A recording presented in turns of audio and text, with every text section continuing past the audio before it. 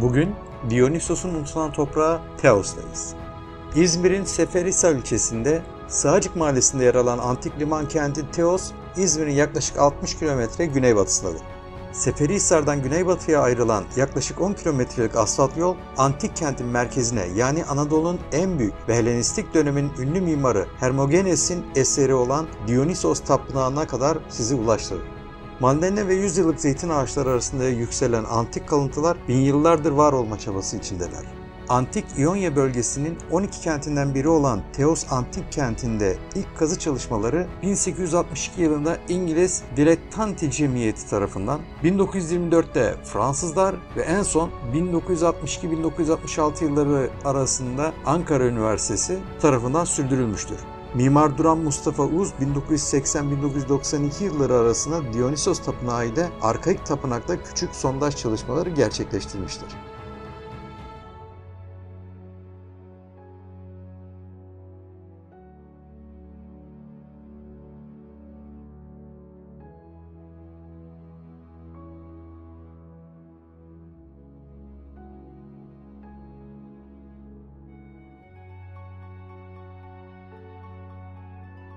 Milattan önce 11. yüzyıldan itibaren iskan edilen antik kentte Akropol'de henüz tam olarak tanımlanamayan bir Hekatompedon tapınak. Akropol'ün güneyinde antik tiyatro, Helenistik dönemin önemli mimarlarından Hermogenes'in eseri olan Dionysos Tapınağı, Helenistik dönem kent suru Agora, Agora Tapınağı, Bolyterion, Sarnıç ve antik Güney Limanı'nın iskelesine ait kalıntılar ile iskele üzerinde inşa edilmiş küçük bir kilise halen görülebilmektedir. Antik kentin Akropolü yarımadanın ortasında denizden yaklaşık 35 metre yüksekteki Kocakır Tepe üzerinde yer almaktadır. Her iki limana hakim konumdaki Akropol'de günümüzde doğu-batı doğrultulu 7,5'a 38 metrelik dikdörtgen bir tapınak ile bu yapının önünde kuzey-güney yönlü 9,5'a 30 metrelik bir sunak yer almaktadır. Yapının temeli yaklaşık 5 metre yüksekliğindeki ana kaya tıraşlanarak üzerine büyük blokların yerleştirilmesiyle oluşturulmuştur. Yapı olasılıkla yazıtlarda adı geçen Zeus Kapitolios'a adanmıştır. Akropol'de ele geçen geç arkaik döneme tarihlenen İyon başlık parçaları Akropol'de büyük ölçüde bir İyon tapınağının varlığına işaret etmektedir.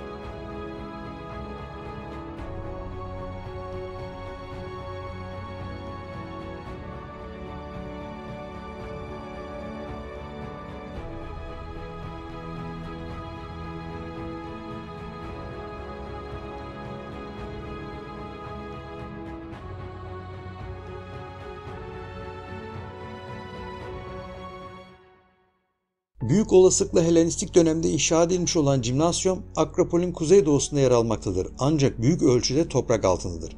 Teos'ta bulunan ve M.Ö. 2. yüzyıla tarihlenen bir yazıt, Politros'un kurmuş olduğu vakfın okulda ders veren öğretmenlere ödenmesi gereken yıllık ücretleri hakkında bilgi vermektedir. Yazıt şöyleydi: Teos Cimnasyumunda hem kız hem erkek çocuklar yılda 500-600 drahmi ücret alan 3 ayrı öğretmenden okuma, yazma ve edebiyat dersleri almışlardır. Müzik öğretmenine 700, 2 spor öğretmeninden her birine 500'er drahmi ödenmiştir.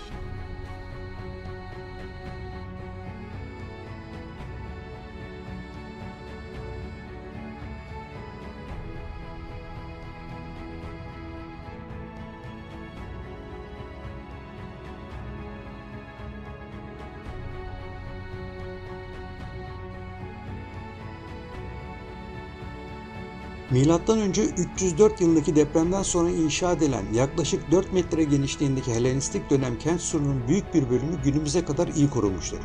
Özellikle 1924 ve 1960'lı yıllarda Dionysos Tapınağı'nın hemen batısında yapılan kazılarda surun kente bakan iç yüzü kısmen kazılmıştır. 2011 yılı çalışmalarında ise bu alanın güneyinde surun üzerine çıkış için çift taraflı bir merdiven sırası ile bir kapı ortaya çıkarılmıştır.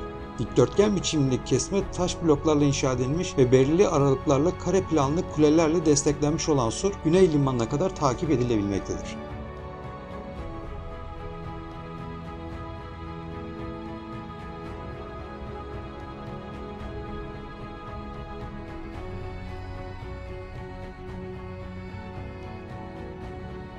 Dionysos Tapınağı'nın kuzeydoğusunda yer alan antik tiyatro, Akropol'ün güneyindeki tepe yamacına inşa edilmiştir. Roma döneminde büyütülmüş olan Helenistik dönem tiyatrosunun sahne binası ile sahne binası cephesine ait mimari bloklar oldukça iyi korunmuştur. Sahne binası ve orkestrası üzerinde yıkıntılı halinden mermer mimari bloklar Roma döneminde tiyatroya zengin çok katlı sütunlu bir cephenin eklendiğine işaret etmektedir. Buna karşılık seyircilerin oturduğu kısım bütünüyle tahrip olmuştur. Harçlı duvar tekniği ve kısmen de yerel kireç taşı kesme bloklarla inşa edilmiş olan Kavaya karşılık sahne binası ve Scane Fronts gri teos mermerlerinden inşa edilmiştir. Üst Kavaya'nın tamamen tonozlu bir galeri üzerinde yükselmektedir. Tiyatroda 1963 yılında bulunan heykel kaidesi üzerindeki yazı Tiberius Claudius Filistes'i kentin kurucusu Athamas olarak adlandırılmaktadır.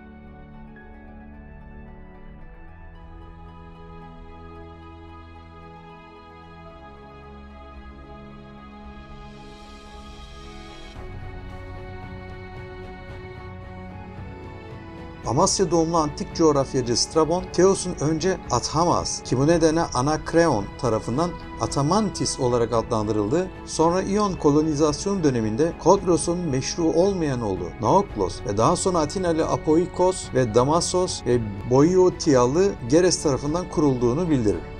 Lidyalı coğrafyacı Pausanias, Teos'un kuruluşu ile ilgili olarak Strabon'un verdiği bilgileri tekrarlamasının karşılık daha ayrıntılı bilgiler de verir. Teos, Aiolos'un torunu ve Athamas'ın oğlu Athamas ile birlikte Orchomenos kentinden göç eden Minyaslar tarafından iskan edilmiştir. Teos'ta Karyalılar Helenlerle birlikte karışık bir şekilde yaşamaktadır. İyonlar Melanthos'un 4. kuşaktan torunu Apoikos önderliğinde Teos'a yerleşmişlerdir. Kısa bir zaman sonra ise Teos'a Kodros'un oğulları Damasos ve Naoklos önderliğindeki Atinalılar ile Boiotialı Geres önderliğindeki Atinalılar göç etmişlerdir. Apoikos ve Teoslar bu her iki grubu da göçmen olarak kabul etmişlerdir.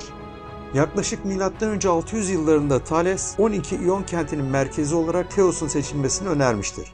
Ancak Thales'in önerisi kabul görmemiştir.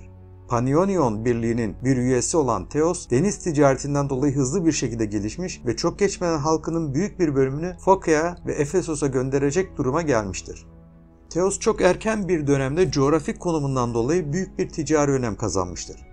M.Ö. 6. yüzyılda bu önemli ticari ilişkilerin izlerini eski Mısır'a kadar takip edilebilir. Kent ticari amaçla Nil deltasında yer alan Naokratis kentinin kurulmasında rol oynamıştır. M.Ö. 545 yılından sonra Pers komutanı Harpagos'un eline geçmiştir. Kent, M.Ö. 545 yılında Pers komutanı Harpagos'un eline geçmiştir. Ancak bu dini ve politik birliğin Pers kralı 2. Kayros'un Batı Anadolu'daki eski Helen şehirleri üzerindeki baskısını kıramaması sonucu birçok Teos'un M.Ö. 543 yılında kenti terk etmiş ve Trakya bölgesindeki Nestos deltasında yer alan ve daha sonra önemli bir koloni şehri olan Abdera kentine kurulmuşlardır. Abdera M.Ö. 5. yüzyılda yaşamış ünlü filozof Protagoras ile Demokritos'un vatanıdır. Bazı yazıtlar aracılığı ile iki kentin arasındaki ilişkinin çok yakın olduğu ve Teos'ta alınan yasal kararların Abdera'da da geçerli olduğunu biliyoruz. Teoslar Abdera'nın dışında M.Ö. 544 civarında Kuzey Karadeniz kıyısında Phanagoria kentinde kurmuşlardır. Söz konusu göçe rağmen Perslere karşı sürdürülen M.Ö. 494 yılındaki Lade Deniz Savaşı'na Teos, İyon donanmasına 17 gemiyle sayı bakımından en büyük desteği veren kentlerden biridir. İyon ayaklanmasının Persler tarafından bastırılmasından sonra Teos tekrar Pers yönetiminin altına girmiştir ancak M.Ö. 479 yılında Mikale Deniz Savaşı'nda eski Helen donanmasının galip gelmesiyle Pers yönetiminden kurtulabilmiştir. O zamandan itibaren Teos, Attika Delos Deniz Birliği'nin bir üyesidir ve bu birliğe 6 talent gibi yüksek bir vergi ödeyecek kadar da varlıklıdır. Peloponnes Savaşları'nın son 8 yılında Atina ve Sparta söz konusu bu zengin şehri oldukça zarara uğratmışlardır. Spartalıların Pers desteğiyle zafere ulaşmasından sonra Anadolu'daki diğer eski Helen şehirleri ve Teos gibi Spartalılar da Pers Büyük Kralı'nın iktidar isteğine karşı gelmişlerdir. Fakat M.Ö. 387 yılındaki Antaldikas Barışı ile Teos tekrar Pers yönetiminin altına girmiş ancak kent Büyük İskender ile birlikte M.Ö. 334 yılında tekrar özgürlüğüne kavuşmuştur. Büyük İskender Teos'u bir kanalla İzmir Körfezi'ne bağlamayı tasarlamıştır.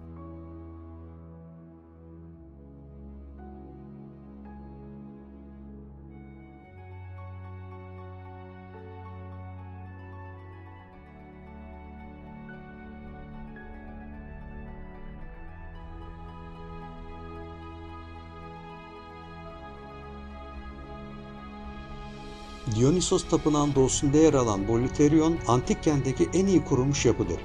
Dikdörtgen bir temel plana sahip olan Boliterio'nun oturma bölümü yarım daireden biraz büyüktür.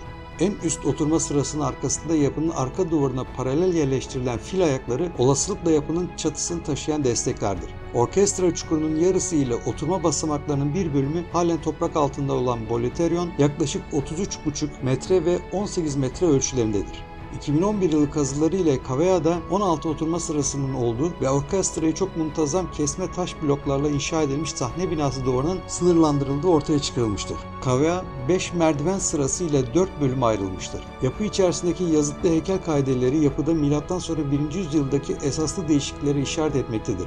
Söz konusu yazıtlar Theos'u Tiberius Claudius Kalobrotos ile oğlu Tiberius Claudius Feseinos'u onurlandırmaktadır. Theos'ta bulunan ve M.Ö.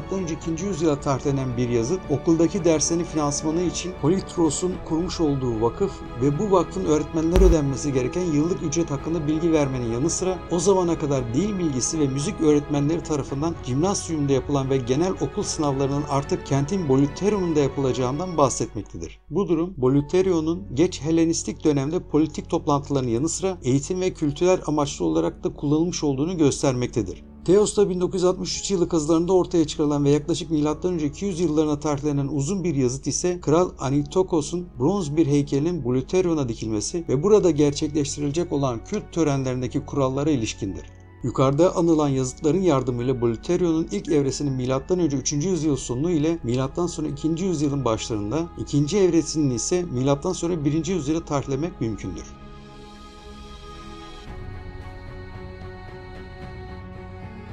Olasılıkla tanrıça Apollonis, Oisebes Apobetaria'ya adanmış olan ve Agora'nın içerisinde yer alan tapınak hakkında bilgilerimiz oldukça sınırlıdır. Boliterion'un güneydoğusunda yer alan tapınak ilk kez 1924 yılında Fransızların Theos'ta yapmış oldukları araştırmalar kapsamında kısaca tanıtılmıştır. Tapınağın Agora'ya ait portikolarla çevrili olduğu ve olasılıkla M.Ö. 2. yüzyıla tarihlendiği belirtilmiştir. Pronaos, Naos ve Opisodomos olmak üzere 3 bölümden oluşan tapınak güneybatı-kuzeydoğu yönünde inşa edilmiştir ve girişi güneybatıdandır.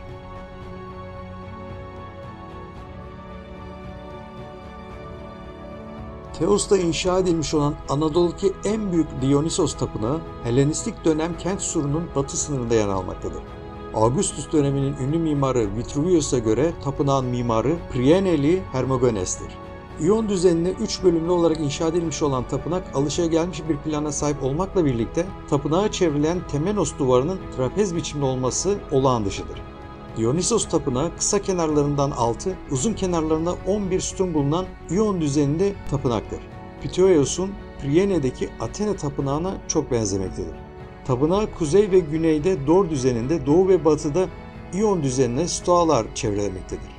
Akurgal'a göre tapınak M.Ö. 2. yüzyılın ortalarında inşa edilmiş olmalıdır. Ancak Boysal ve Ogün tarafından sürdürülen kazılarda bulunan ve Hermann tarafından yayınlanan 3. Antiochos'a ilişkin yazıtın ve Hermogenes'in M.Ö. 3. yüzyılın son çeyreğine tarihlenmesi bu dönemde tapınağın var olduğuna işaret etmektedir.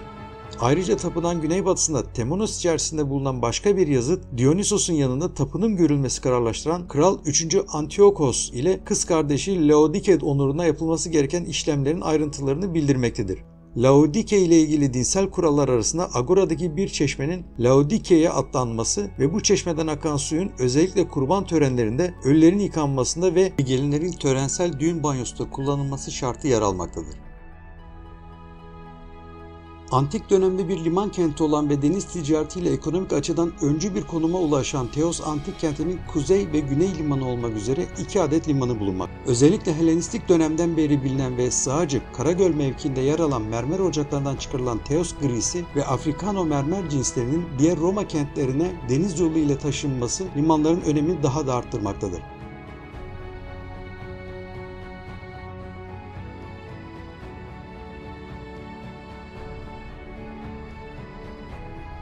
M.Ö. 304 yılında tüm İonya bölgesinde etkin olan deprem sonucu olasılıkla Antigonos, Monophthalmos, Lebedos ve Teos kentlerini Sinoikosmos ile birleşmeyi planlamış ancak söz konusu bu plan uygulanamamıştır. 1. Attalos yönetimi altında Teos, Pergamon krallığına bağlanmış. M.Ö. 3. yüzyıldan 2. yüzyıla geçişte Teos kenti antik Pergamon krallığına bağlı değil ancak görünüşte 3. Attikos'un yönetimi altındadır. Çünkü Teosların tapınakları için sığınma hakkı ayrıcalığına ilişkin ricaları bir Seleukos elçisi tarafından Roma senatonosuna iletilmiştir. Ancak M.Ö. 192 ve 188 yıllarındaki Suriye Savaşı'nda Teos, Roma ve Pergamon Krallığı'na karşı yer almıştır. Ve bu yüzden de Apamea barışından sonra tekrar Pergamon Krallığı'na bağlanmıştır. M.Ö. 133'te 3. Attalos'un vasiyeti yoluyla topraklarını Roma'ya bırakmasıyla birlikte Teos, Roma topraklarına dahil edilmiş ve M.Ö. 129 yılında Roma'nın Asya eyaleti düzenlenmesiyle bu eyalet içerisinde yer almıştır. Sadece yazıtlar aracılığıyla bildiğimiz Dionysos Sanatçılar Birliği, Teos'ta çok önemli bir rol oynamıştır.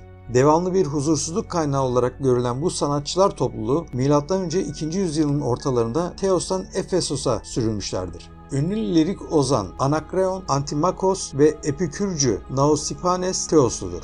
Protogeometrik dönemden itibaren iskan edilen kent, özellikle Helenistik dönemin en ünlü mimarı Hermogenes'in eseri olan Dionysos Tapınağı, antik liman, arkaik tapınak, arkaik dönem Akropol'ün eteğindeki antik tiyatro ve tiyatronun güneydoğusunda yer alan Agora, Agora Tapınağı, Boleterion, Sarnıç ve antik yollar önemli kamu yapılarından birkaçını oluşturur.